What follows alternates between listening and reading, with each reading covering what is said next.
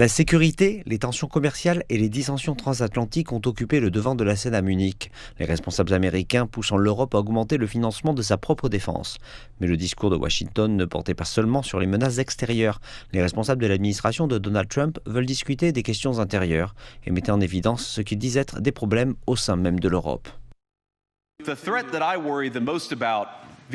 La menace qui m'inquiète le plus vis-à-vis de l'Europe n'est ni la Russie, ni la Chine, ni aucun autre acteur extérieur. Et ce qui m'inquiète est la menace venant de l'intérieur, le recul de l'Europe par rapport à certaines de ses valeurs les plus fondamentales, des valeurs partagées avec les États-Unis d'Amérique. Mais le chancelier allemand Olaf Scholz a inversé le scénario en mettant l'accent sur l'ingérence extérieure. Le deuxième jour, il a clairement indiqué que toute tentative d'influencer la démocratie européenne, en particulier en faveur de l'AfD d'extrême droite, était une ligne rouge. C'est pourquoi nous n'accepterons pas que des personnes extérieures interviennent dans notre démocratie, dans nos élections et dans la formation démocratique de l'opinion en faveur de ce parti. Cela ne se fait tout simplement pas et certainement pas entre amis et alliés. Nous rejetons résolument cette idée. La présidente de la Commission européenne, Ursula von der Leyen, s'en est également prise aux États-Unis, mais cette fois sur le plan commercial, en les avertissant que s'ils imposent des droits de douane injustes à l'UE, Bruxelles ripostera. Les droits de douane injustifiés imposés à l'Union européenne ne resteront pas sans réponse. Et permettez-moi de parler franchement. Nous sommes l'un des plus grands marchés du monde. Nous utiliserons nos outils pour préserver notre sécurité économique et nos intérêts. En revanche, la Chine a adopté une approche plus calme, orientant la conversation vers le partenariat plutôt que vers la concurrence.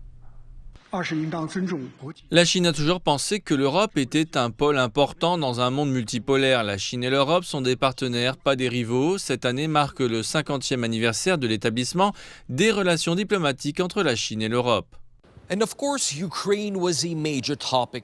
Bien entendu, l'Ukraine a été au centre des discussions pendant ces 3 jours. Paix, aide financière et désignation d'un chef de file pour les négociations.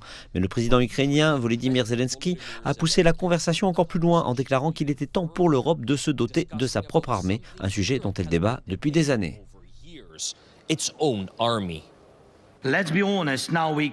Soyons honnêtes maintenant, nous ne pouvons pas exclure la possibilité que l'Amérique dise non à l'Europe sur des questions qui la menacent. De très nombreux dirigeants ont parlé d'une Europe qui a besoin de sa propre armée, d'une armée de l'Europe. Et je crois vraiment que le moment est venu. Les forces armées de l'Europe doivent être créées. Alors que les murs de la conférence de Munich tombent et que les dirigeants se quittent, les grands débats sont toujours d'actualité. La sécurité, les tensions commerciales et les dissensions transatlantiques ont occupé le devant de la scène et à présent se profilent des travaux réels. Prochaine étape, Paris. Les dirigeants européens s'attaqueront à l'aide à l'Ukraine et à la défense, mais l'unité ne sera pas facile à obtenir après les tensions de Munich. La conférence est peut-être terminée, mais les grandes questions restent ouvertes.